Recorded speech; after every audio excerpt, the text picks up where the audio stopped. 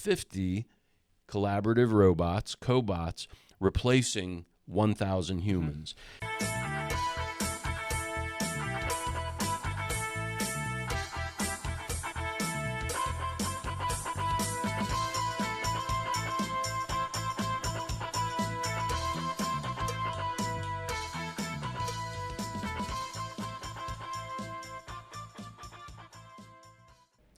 Good afternoon, and welcome back to the Common Liberty Podcast. I'm Jeffrey. I'm Eric. Today is Saturday, June the 27th of 2026. Let's load the clip.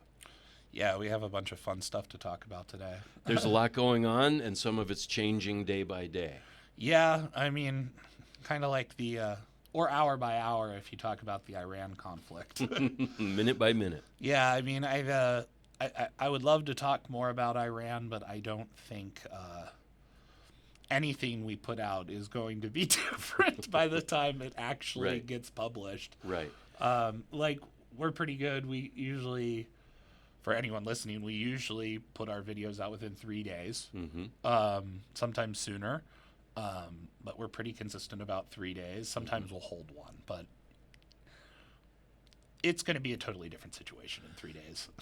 The fog of war is a pretty serious topic, and it affects real human lives. Oh, absolutely. But let's talk about something else that has a lot of effect on human lives and is very popular here nationally and locally, which is flock cameras. We have them up at the Mill Creek Mall, owned by the Cafaro family. Is it still owned by the Cafaro family, or did it get sold off by someone else? I think it is a property management company owned by the Cafaros. Okay. I think it may actually be the Cafaro Management Company. Okay. And of course, the Mill Creek Mall was built in 1976, so it's the 50th anniversary. And the initial drama surrounding the construction of this mall was the shape of its design. It's shaped like a gun. A handgun, yes. And the pointed right at City Hall. Right. The roof of the food court is the trigger. And the bullet coming out of the gun is the former movie theater, which is now Elevate Church. Oh, really? Is that what that Elevate Church what used to be? A movie theater? Movie theater, yes. A couple years ago, I had some friends from West by God, Virginia, come up and visit, and we rented a single-engine plane, and we flew over Presque Isle, and then we flew over the Mill Creek Mall. And lo and behold, to everybody's delight, we proved that, yes, the Mill Creek Mall is shaped like a handgun. That was a wild thing I learned when I started talking to you, really. You're the one that told me. Also, I think it was built on like a wildlife wetland or something, wasn't it? Well, I think it was farmland originally, and Peach Street is named Peach Street because I think there were actually peach orchards and other farm properties up that way. Mm-hmm. And today when we talk about the peach jam, we're talking about the traffic flow. Okay. So flock cameras, which I think now no longer have two-factor authentication, is that right? I don't think it's that. What I was saying earlier was someone had talked about Mill Creek Police had removed a two-factor authentication on, I can't remember what it was, but I remember a few people spoke about it at a township meeting. Right. But like with the flock in general, we're seeing issues around the country of they do a lot more than flock is saying they're doing. Right. And there's a lot of constitutional concerns and privacy concerns, and like we're already seeing how this AI tracking is being misused over and over again. I think in our neighbor right over in Cleveland, they had a bunch of cases. I think it was Cleveland. It was somewhere in Ohio. They had a bunch of cases where they were like, no, this isn't being used for ICE. And then they had dozens of cases that, like, probably just an officer who was sympathetic ended up searching for them. or like they met up, they saw each other somewhere and, hey, can you search this for me? And they did it, you know. But this is the type of misuse that we're concerned about in the first place. And in a country where we are dealing with massive issues of police misconduct and oversight and misuse of property, you know, misuse of their power and Even if these tools to hurt people, you know. I saw one in Colorado. A sheriff just showed up at this woman's house asking her, they're like, look, our AI detected you as someone who's like dealing drugs. And she's like, what are you talking about? They're like, well, why do you drive through here? They're like, they just came to her house and started asking her, like, why are you driving through there? And I think it was just because her kid's daycare was down there, you know, like. Goodness. Right. Even if there's a legitimate police investigation into drug trafficking, you mentioned the constitutional right in the Fourth Amendment for citizens to be safe and secure in their persons. And just the presence of flock cameras connected to an AI database does infringe on that right to be safe and secure in our persons. Someone taking their child to daycare and then discovering that they've been the subject of a drug trafficking investigation because the AI database hallucinates that one green car, may match a green vehicle that could be picking up or dropping off drugs, possibly migrant laborers, and we know that there's a serious concern with the underlying racism, but specifically in Mill Creek, the flock camera is located on Rotunda Drive near the Hobby Lobby and Kohl's, just off of Peach Street, and also on Rotunda Drive, the Home Depot and PetSmart. And so Home Depot is definitely a place where migrant laborers may have previously gathered and have been at one time a justification for the police or ICE to interdict those areas. Also in Mill Creek, the Lowe's at West 26th and Asbury has flock cameras, and there's a Home Depot in that vicinity also. So the flock cameras record data about a vehicle and not just the specific license plate. Yeah, they're. I mean, I could go on and on and on for hours about all the stuff that these AI are tracking. You know, like it could be bumper stickers on cars. Like they're saying it's not, but every couple weeks we come out with a new report. Hey, they were actually doing this. Right. You know, and it's just so concerning because, I mean, I saw in Reno. It was in Reno. This guy was at a casino doing some as you do in Reno. Sure. The casino had installed these AI cameras, and it had marked a guy 99% positive that it was the wrong person. Wow. And the police showed up and started asking him about it, and they're like, do you have an ID? And he's like, yep, here it is. And they just thought it was fake because they thought the AI was right. They're like, no, the AI isn't wrong. It's 99% positive. And the police that were interpreting this information don't even understand what the computer was telling them. All's that it was able to say is these were both white guys that were bald and were a bit chubby. And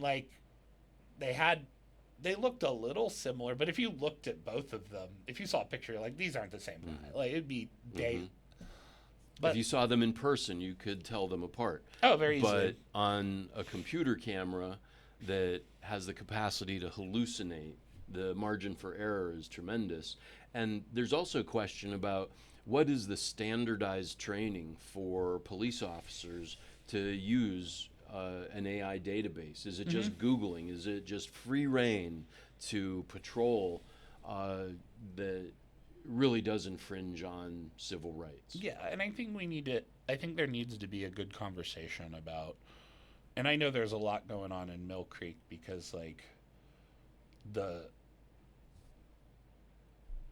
flock cameras are like owned by the Mill Creek Mall group, and the Cafaro family, but they're not maintained. They're maintained by the township,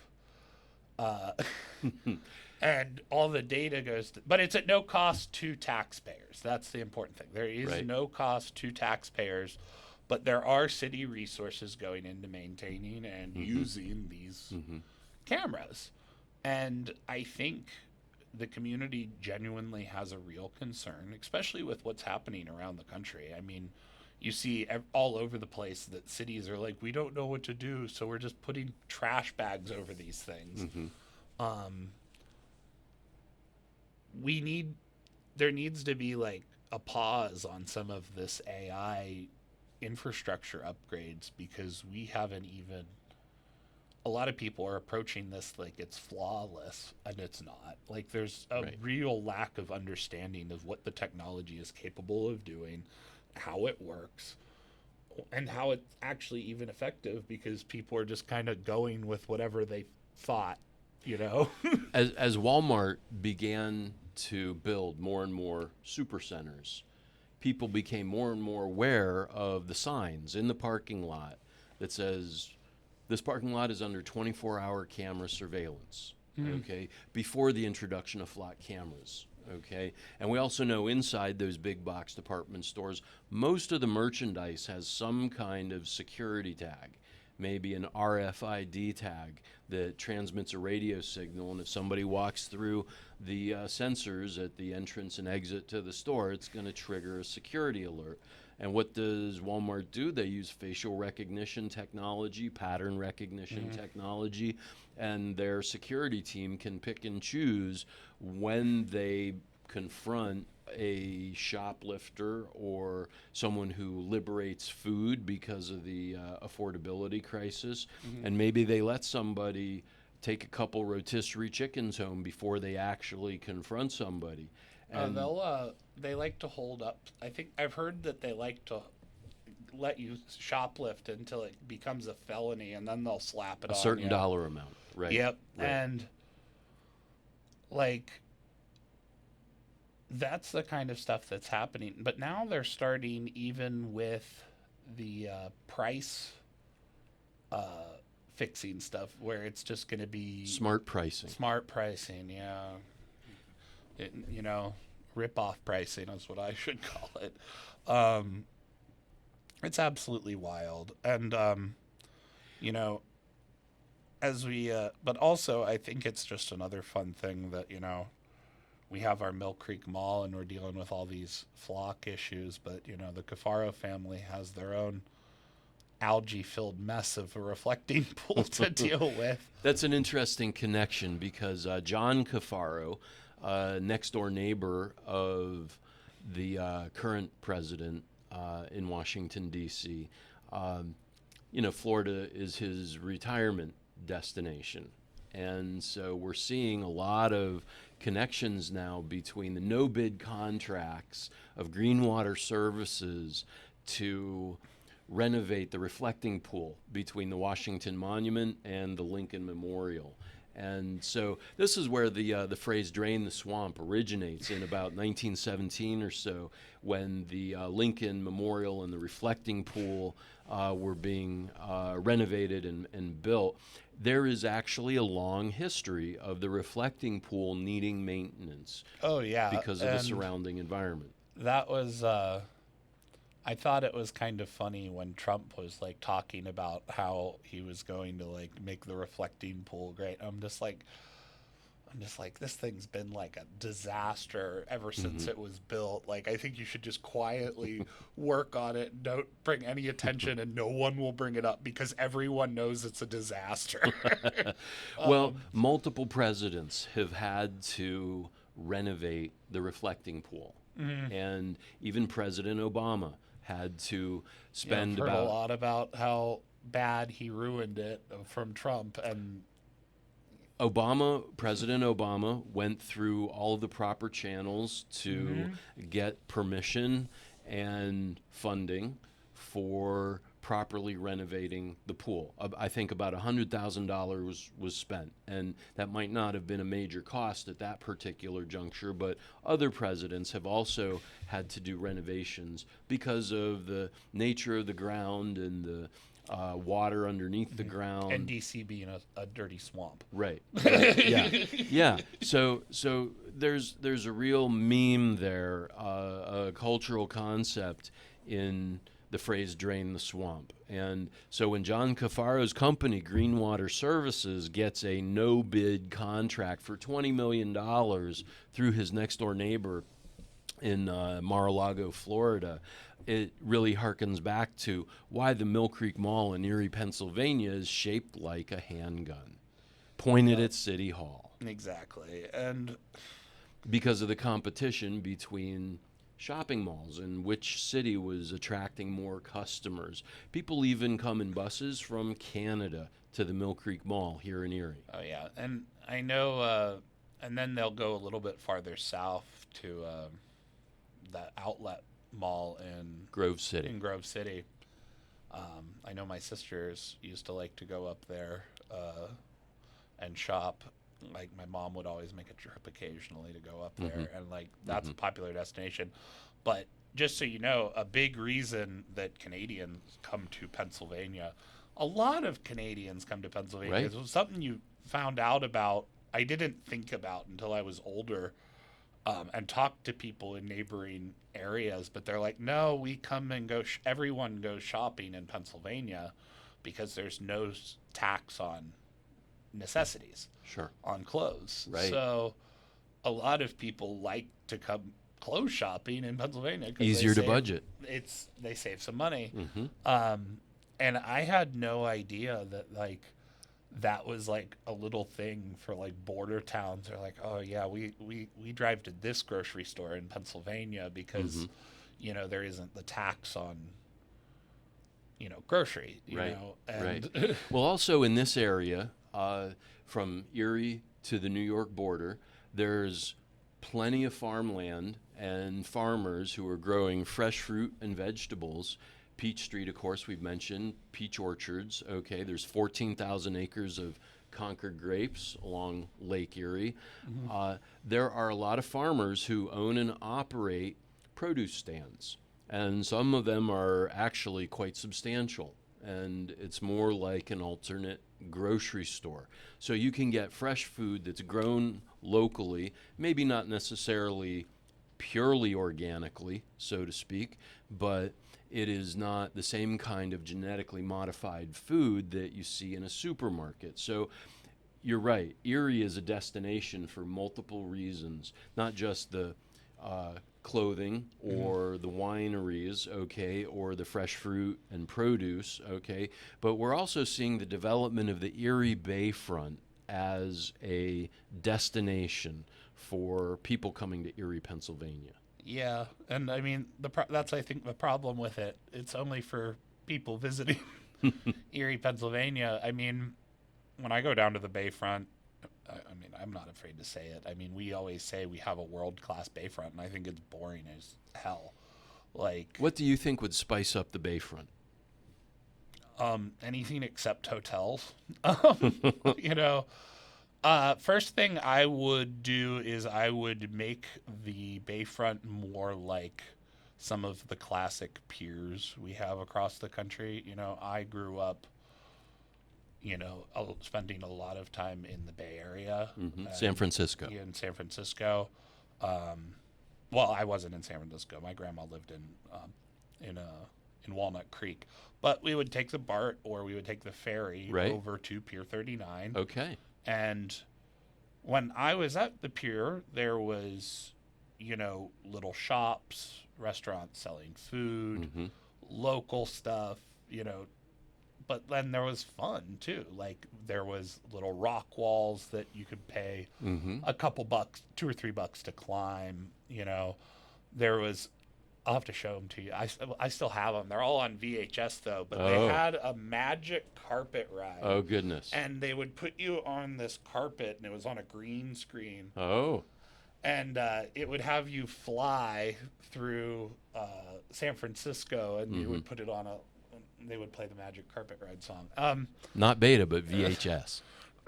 Yeah, I think my last one, we got it on DVD. But they're all on VHS. My mom still has them, I think. But these were kind of like fun things that we could do, you know. I would love to see family fun first thing. Family fun. Yeah, because when you go down there, I mean, all there's to do is there's 3 bars, and you know the most fun you're going to have if you're a family is going to the library, and it closes at 7. You know, Right, right. We recently attended the Infinite Erie presentation at the Intermodal building on the Bayfront. Which is a cool building. Right. There's some offices. The EMTA, the local public transportation bus system, has an office there. There are some other offices. And Infinite Erie is a local organization with major sponsorship from Erie Insurance as well as other companies. And Washington Sail Partners, formerly Genevar of Canada, hosted a focus group sales pitch presentation at the Intermodal building on the Bayfront. Yeah, it was an interesting conversation, I think, because I could definitely tell there was some frustration from residents about how things were going. What kinds of frustrations did you hear voiced? I mean, about the type of development we're doing. Right. We're so focused on this Bayfront, but like people in Erie don't really go down there. Like you and me never go down there. Like we go, I go to the Intermodal building to get bus passes about. Yeah, I go to the library. But I don't. Right. Like, what is there to do? Like, if I'm not at a hotel, and I don't want to pay overpriced drink prices down there, like, what purpose do I have to go down there? And another thing is, I had a friend come up from Pittsburgh recently. We went over there, and all that we saw were hostile signs, like you're allowed to be here from this time to this time, and then you got to go. And like, they're making you not feel welcome, and they're making it feel like this is a place for our businesses and not for the people who are trying to see a sunset over Presque Isle. To be fair, there's a lot of construction going on the Bayfront right now, and it's not unusual to see those signs. When I think of events, these were down on the pier, down Sure. by Bicentennial Tower and stuff, Right. where they're not really building. and that's open to the public free on Tuesdays? They have a bunch Dobbins of Tower. They have Dobbins Tower, but like there's, we just wanted to go see the sunset and sit on the water. And like when we went there was the parking, there wasn't any construction going on. There was the bars, there was Rum Runners and the other one. And we parked across from there and just went to the water. But like every telephone pole had a sign like, this is when you're allowed to sightsee, and like very clear, like they didn't want you down here except for that. And then they wanted to go unless you were paying for money, which kind of goes into what I had heard at, city councilors say at city council. Even National Geographic agrees Erie, Pennsylvania has some of the best sunsets in the entire world.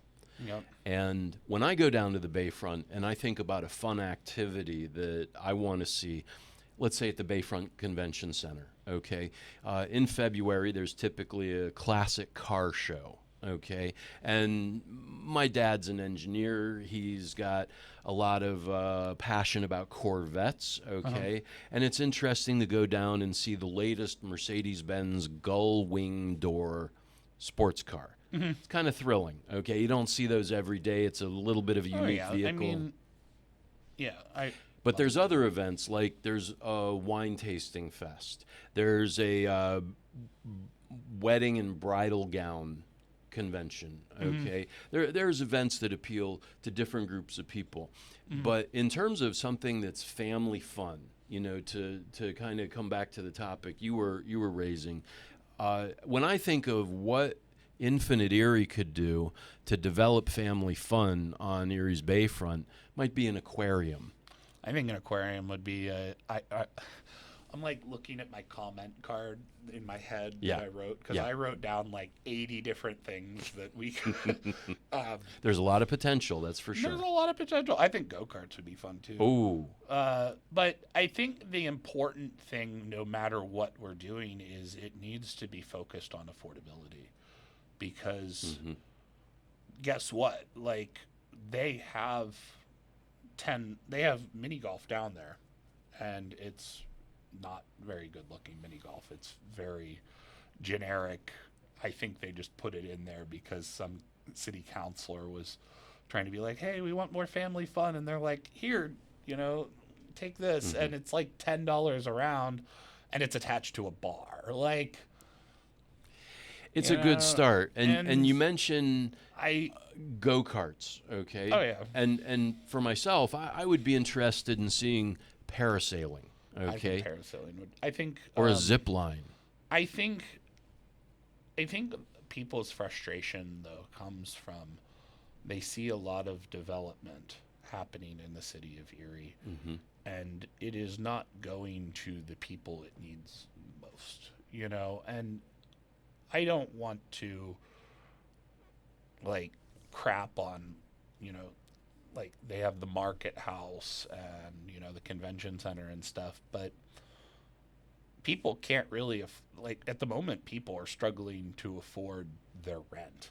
Like, they're not thinking about car shows or, Right.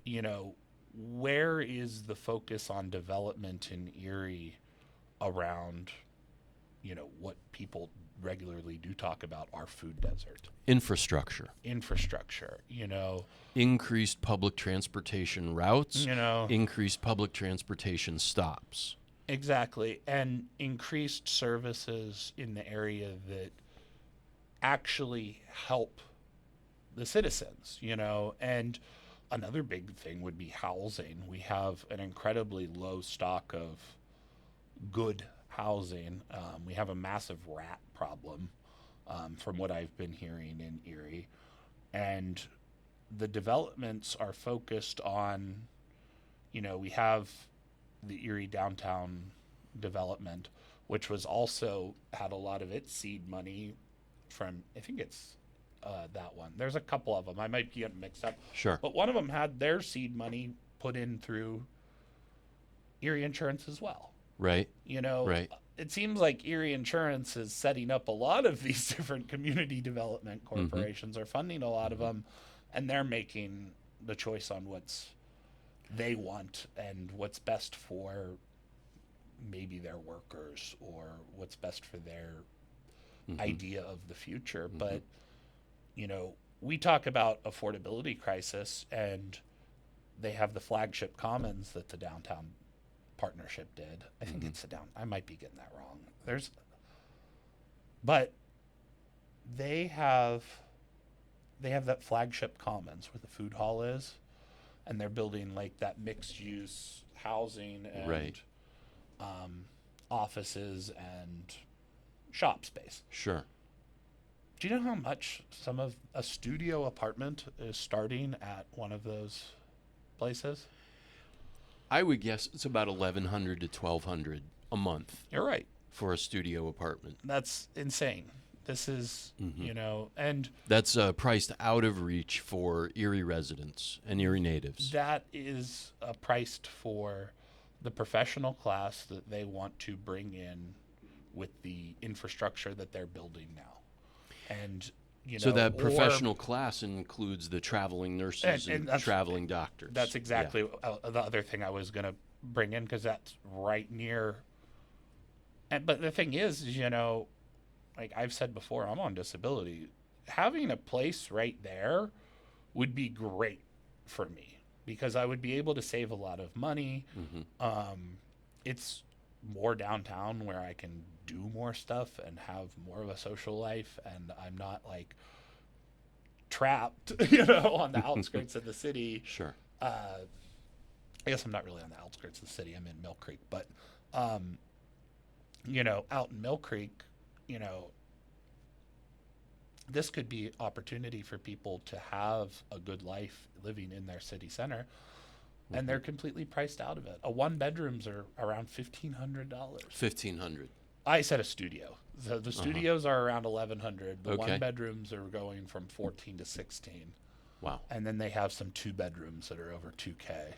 So you mentioned disability income, and I'm aware of the story recently of a man who also receives some subsidized housing benefits and is a person who copes with a hearing impairment and lives in downtown Erie. Of course, 16501 is known as the poorest zip code in the United States, something we need to change. We need to uplift the people who live downtown.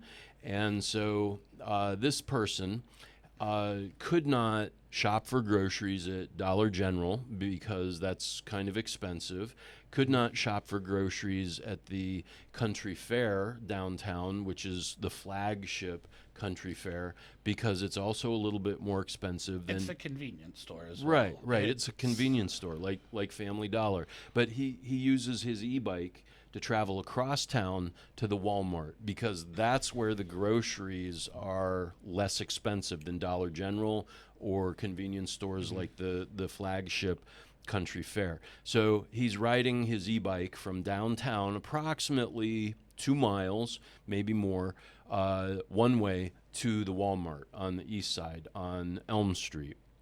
And this individual copes with a hearing impairment. He gets his groceries. He packs as much groceries as he can into his backpack. He straps that backpack to his body using bungee cords. Okay, he gets on his e-bike, and he's about to leave the Walmart parking lot on camera and head home to downtown Erie.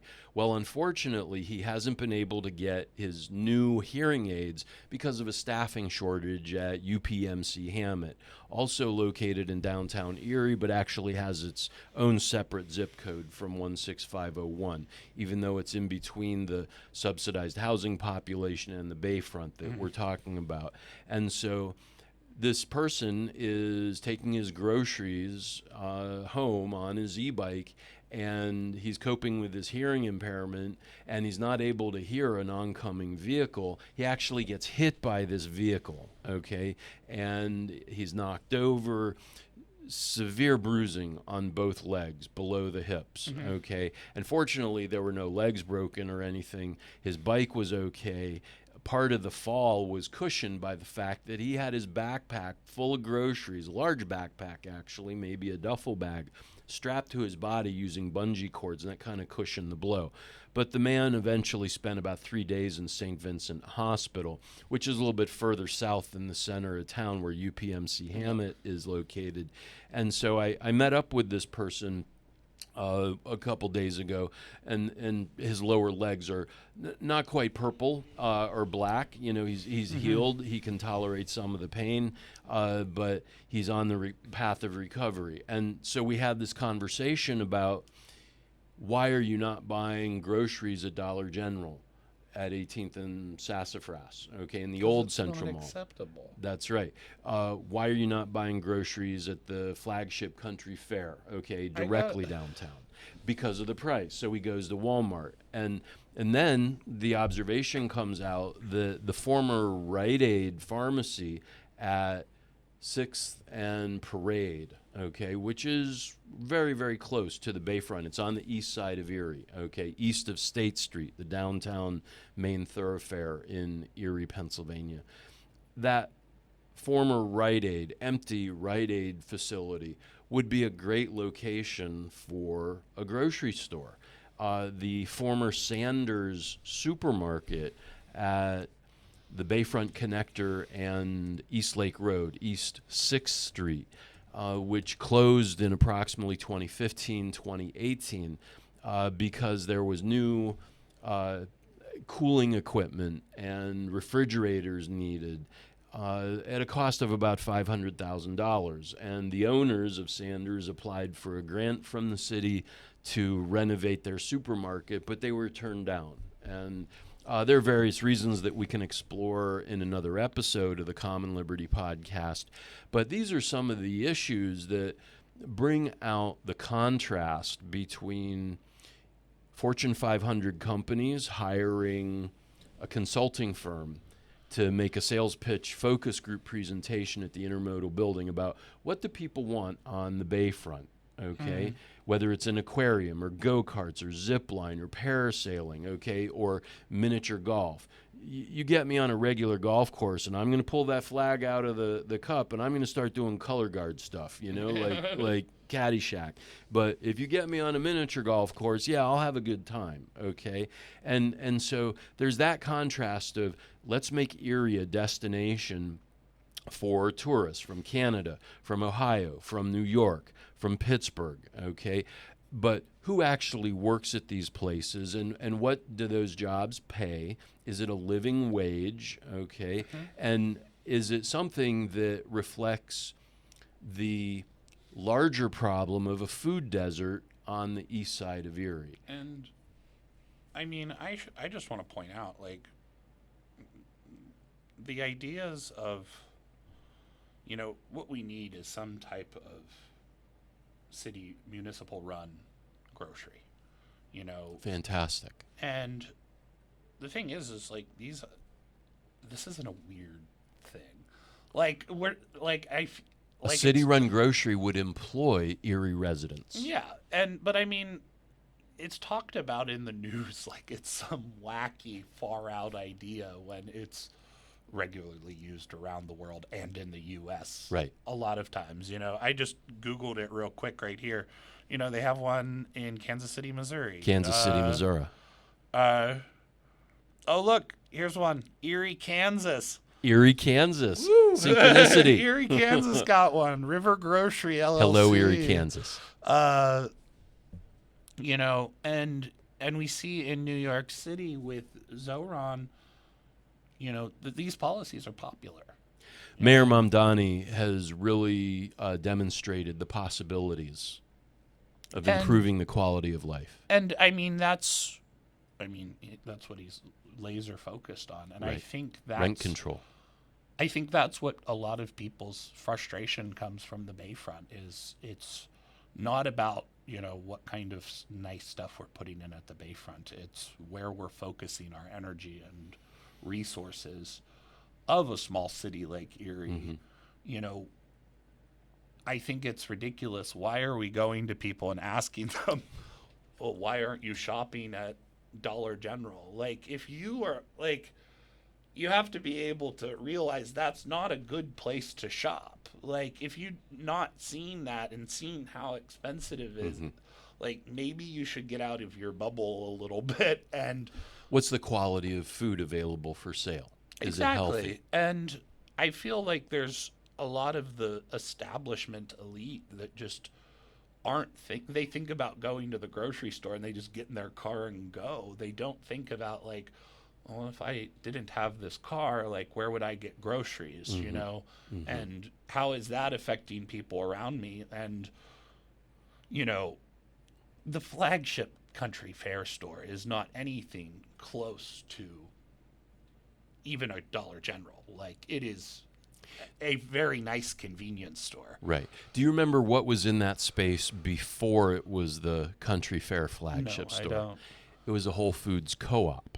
Okay. And the traditional Whole Foods co-op in Erie is located on West 26th Street. Yeah. Okay, a little bit further south, several blocks south of downtown. But they attempted to operate a Whole Foods grocery store with healthy food, and sometimes those prices are more expensive, okay? So that's also a concern. Even though the quality of the food is much higher, the sourcing of the food is much better, but again, the prices for people living in 16501 were out of reach. And I think we have an idea in our head. We want to provide healthy food. We want to provide good quality food. I think that's a step we go to afterwards, because guess what people want? Like they need a cake for their daughter's birthday. They need candy to fill that piñata. They need, cookies while they're watching their favorite movie. They need, there are things in life that people need and want that just aren't available at a Whole Foods market like that. And I'm not saying that co-ops don't. I really like the co-op. I go down the one on 26. They have a nice little restaurant thing too. Very nice. But is that what everyone in Erie wants? Because what I think they want is just a pretty plain Jane grocery store with a deli, something that's accessible. Their kids' favorite cereal. They want, normal stuff, Sure. a fish department, a meat department, a deli, some prepared foods. I would love to see us focus on some prepared foods that are made for a family and are cheap and like more of a grab and go type thing that isn't so expensive, and maybe a little fresher. Sure. I think we got a little caught up in this idea of that nuclear family, having dinner and around the table perfectly, and I think we need to refocus on a couple different things, and look at it. But I think we just need regular grocery store. And I mean, not me. I live in Mill Creek. They build, and that's the thing. Mill Creek has a Walmart and a Wegmans right next to each other, and they're building a Aldi in between them, literally. Wow. You know where those in Mill Creek are. They're like in two lots right next to each other, and they're building an Aldi now. So people have choices. I think in Mill Creek, yeah. In Mill Creek, people have choices. But on the east side, we have to identify and search. Yes. Yeah, the choice is what? Dollar General or Co-Fair, or you have to take a risk and go the whole way to Walmart. Right.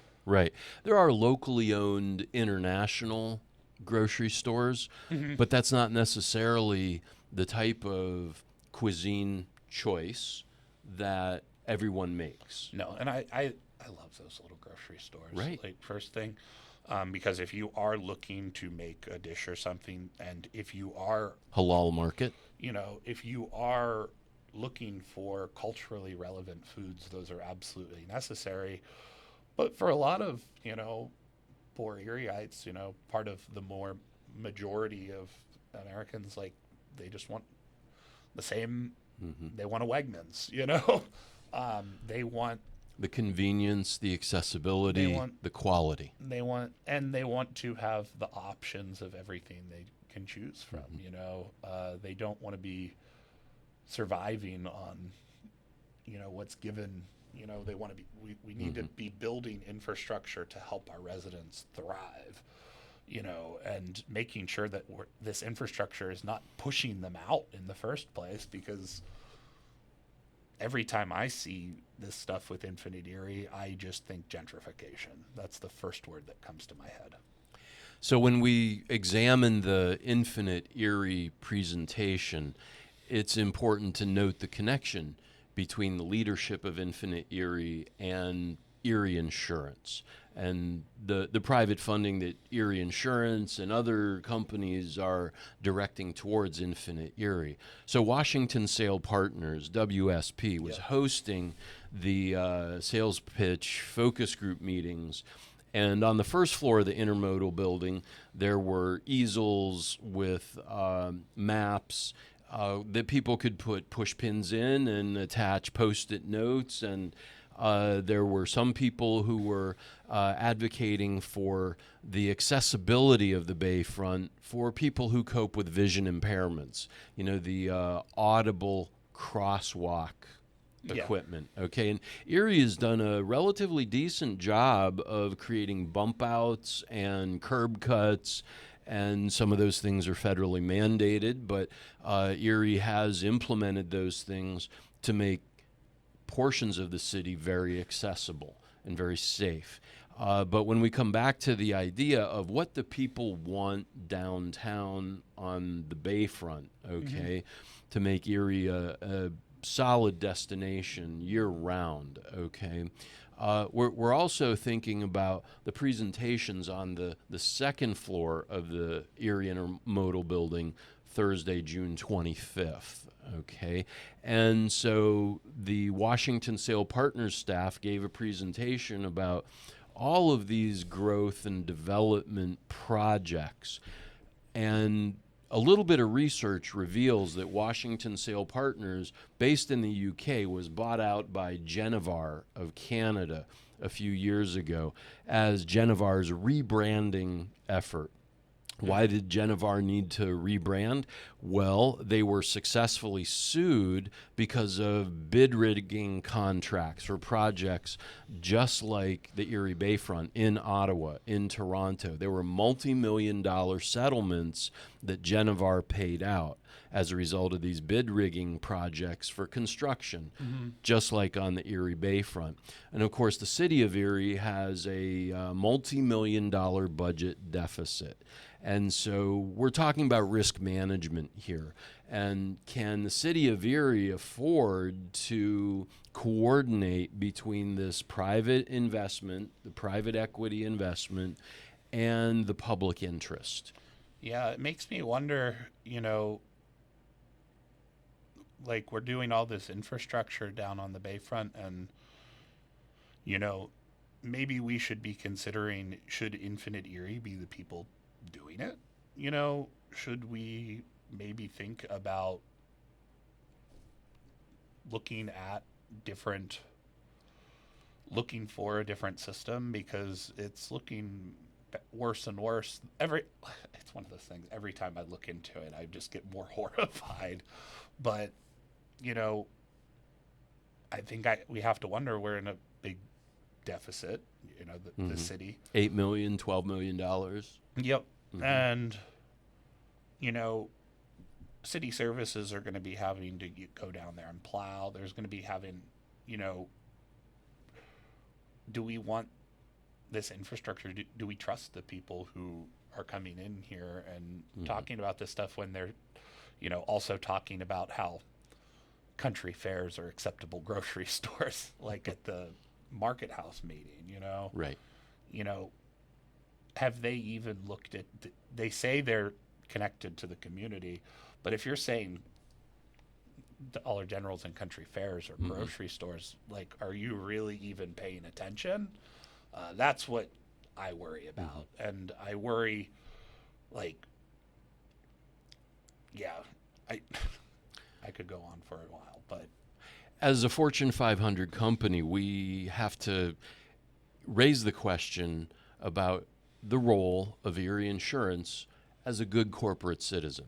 Yeah. And we're not just referring to the redlining lawsuits in New York State or in Maryland, but Erie Insurance has made contributions to the east side of Erie to clean up blighted housing with deferred maintenance.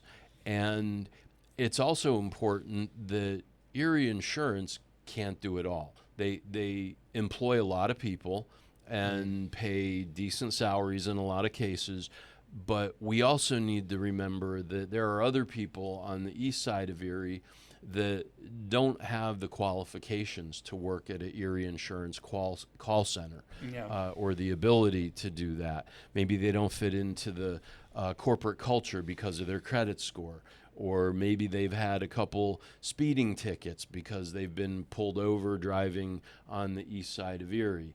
And so as we look at the history of Erie and how that informs our future, we think of the Bayfront as being the location of industrial ports, kind of like the Don John employer that repairs ships. And there's a lot of talk about Navy Shipyard or other companies, maybe even owned by China, that could operate shipbuilding facilities on Erie's Bayfront. There was the Hammer Mill paper manufacturing. Erie Coke, okay? And I mean, I think also just making sure that, industry that does come in here, we have the workforce that could do that. And there's training and Fantastic point. everything else. Because, I mean, Erie County has, 250,000 people in it.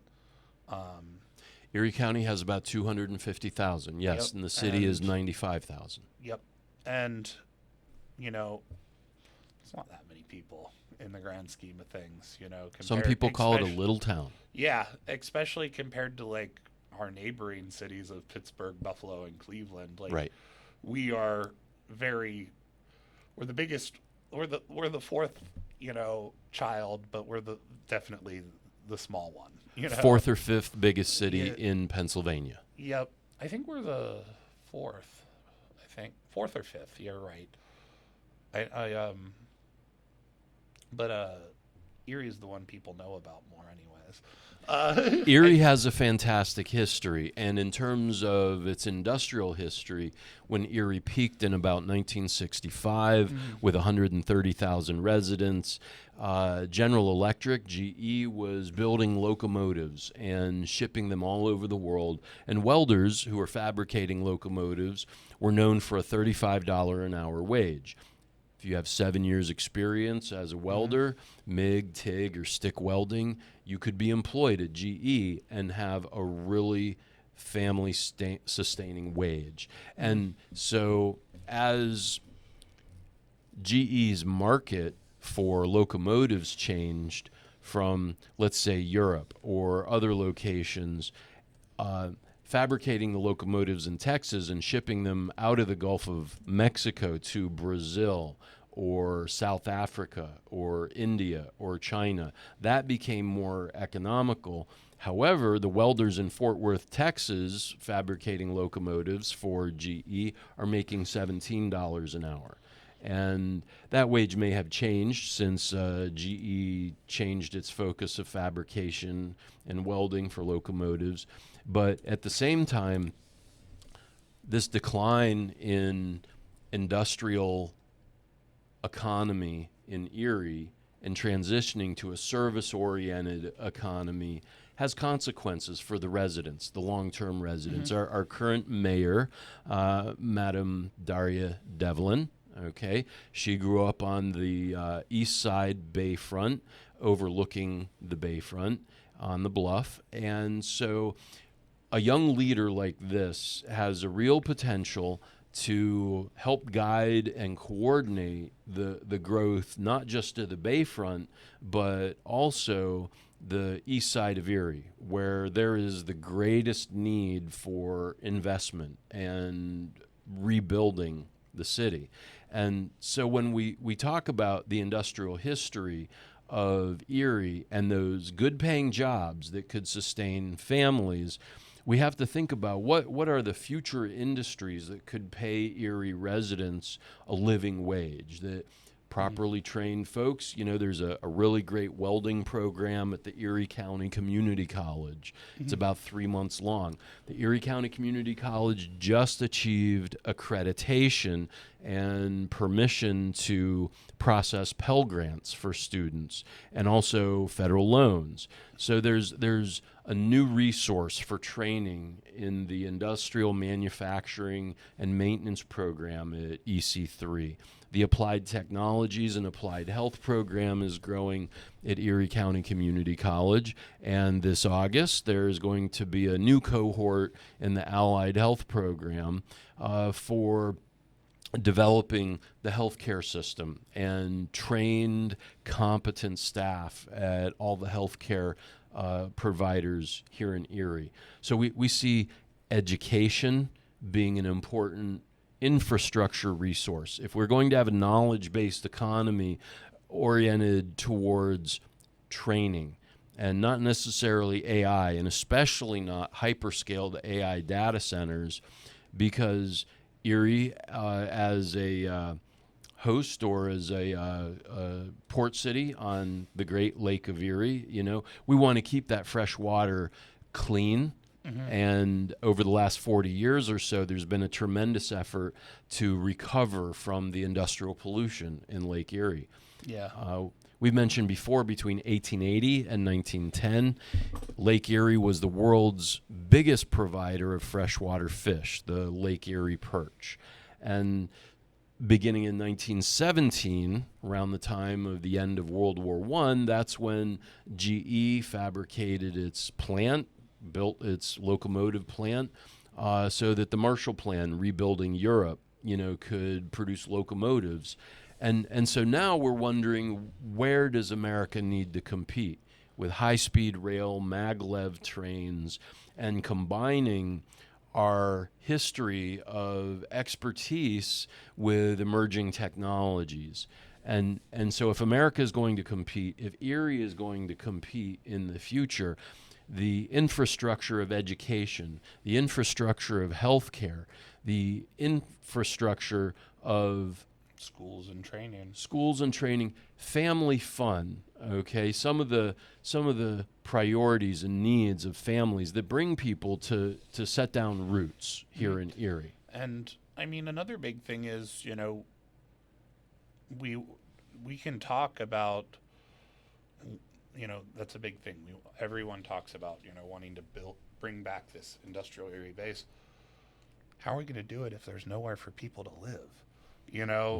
Like these, $1,500 one-bedroom apartments ain't really going to cut it. Right. And I think for us to be productive, we have to focus on the bare basics at the moment. We have gotten to a point where we have ignored it for so long.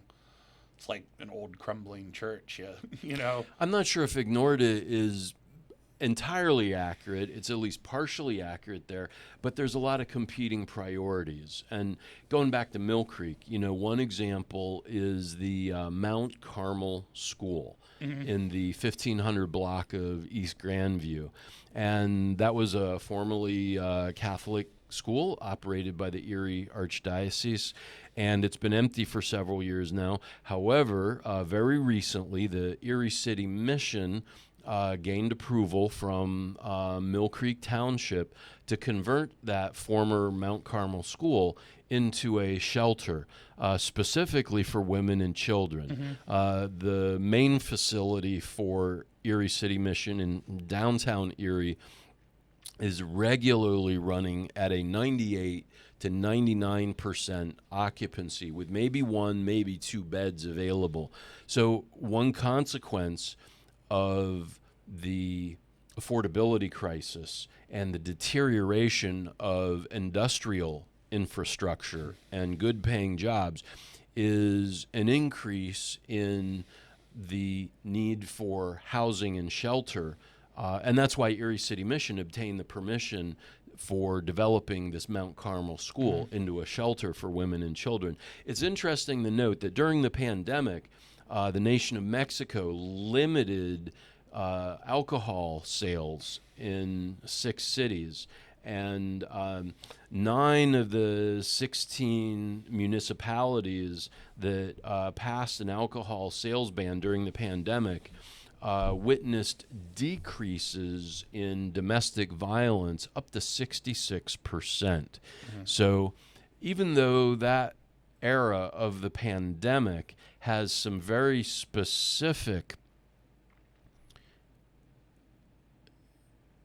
time frames, okay, and cultural contexts, okay, when we're talking about the infrastructure of Erie and the cultural context of Erie's history, we need to highlight the importance of this new shelter for women and children who may be surviving domestic violence or who may be surviving the affordability crisis in Erie. And so that's another development in Mill Creek and in the city of Erie that kind of tracks what is the industrial history. So coming to I think I want to say something, though. My argument, though, is, I, of course, support, them doing this. I think the bigger issue is, though, the lack of affordable housing and giving people Correct. the option to leave these situations in the first place is the real problem. And I think we have been ignoring some large issues around the conduct of landlords, rent regulation, I mean, we can see how toxic it is. I mean, Zoran went and made a video. He's just like, we froze the rent for 2 years. That was it. That's all he said. And I can turn on the news right now, and that's probably what they're talking about. Residents of New York City are so happy with the rent controls. Yeah, and I mean, the funny thing is they're calling him a radical communist and all this other stuff, but even the writer of, The Wealth of Nations, Adam Smith, I pulled it up here. He characterized landlords as a parasitic class whose revenue required no labor, care, or investment. He famously observed landlords love to reap what they never sowed. Like, A parasitic class like the Epstein class. yes, but he distinguished, industrial capitalists and workers, noting that,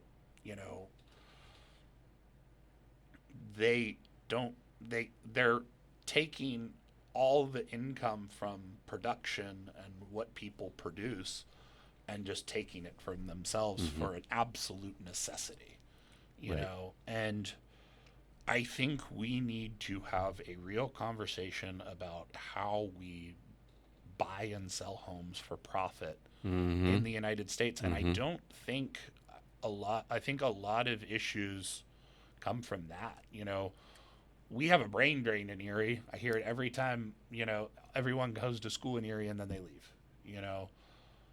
But, like, where are they going to stay if they stay? Like, there's, in the $1,500 one-bedroom apartment in a downtown that has things that are too expensive for them to afford after that, Are they going to go play 5-iron golf for, $30? Like, it's too expensive. Like, it's just not feasible. But I think that's all the time we have for today. There's one more topic that would kind of connect some of these issues that we're bringing together. And in terms of affordability and industrial production, jobs that are family sustaining, in a labor report, maybe a topic that we'll come back to, we've heard the news about Volkswagen in Germany closing down 4 factories. But even more close to Erie, General Motors in Michigan recently laid off 1,000 workers, and this is at the Zero factory in Hamtramck. Replaced 1,000 workers with what are called cobots, collaborative robots. 50 collaborative robots, cobots, replacing 1,000 humans. And these cobots are bolting door panels, I think, on trucks that GM makes, maybe the Denali or the Yukon, something like that. These jobs are now being outsourced, or maybe insourced is another term, to collaborative robots that don't need health insurance, don't need training, but they do need some maintenance, they do need some programming. And how much do those maintenance and programming costs compared to the salary of a human being? So where do these human beings go? What do these human beings do? And so here at the Common Liberty Podcast, we want to continue to raise these questions and load the clip about what the future of Erie holds and how we can all play a role in making Erie a city that's okay to love. Yep. And, but I think that's all the time we have today. Right, and, right. Thank you so much for tuning in to the Common Liberty Podcast. Please like, share, and subscribe. And we'll see you next time. I'm Jeffrey. I'm Eric. Make sure you like. That really helps us out. Have a great day. Have a good one, guys.